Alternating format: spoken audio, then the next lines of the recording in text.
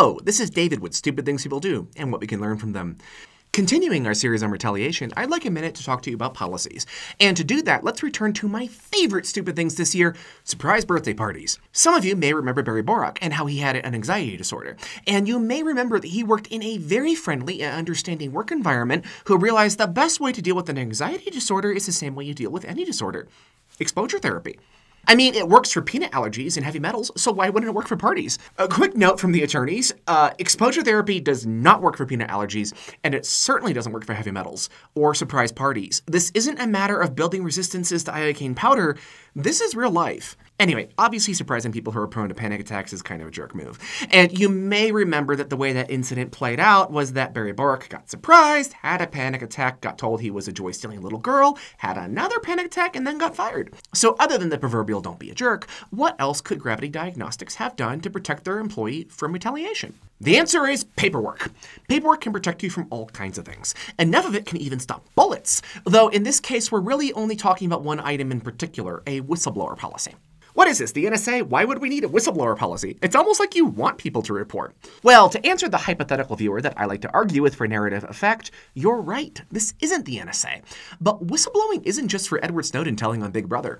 And the goal with a whistleblower policy is to make sure that there's a well-communicated, understandable mechanism for people to report violations. So yes, we do want people to report. And no, I'm not just saying that because I work for attorneys who would like your business. Seriously, if you encourage people to report, you solve 4 problems. 1, for people like Barry Borak who may have been harmed, they have a recourse other than legal action. They don't need to sue to get justice. 2, making safe mechanisms for people to report and then encouraging them to use those mechanisms helps make sure your organization doesn't engage in retaliation. 3, in Barry's case, he had a bad manager who intentionally or unintentionally harmed him. A whistleblower policy, complete with multiple reporting mechanisms, could have tipped off HR, member care, or leadership that there was a problem before it devolved into a crisis. 4, whistleblower policies can clarify for leadership what retaliation is and how to avoid it. Obviously, in order for this to work, you'll need to have some kind of formal complaint procedure, and that means there needs to be at least 2 persons to report to. The reason being, if one of your persons is like really into surprise parties and enjoys inflicting them on potential heart attack victims, you might not want them feeling the complaints of said heart attack victims. Quick aside, do you know lawyers are scary?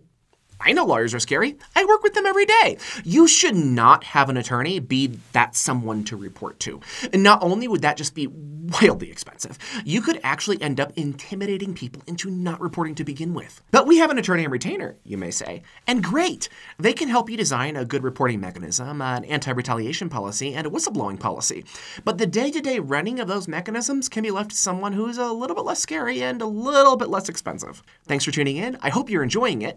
Next time we'll be discussing trust, confidentiality, and Sherlock Holmes.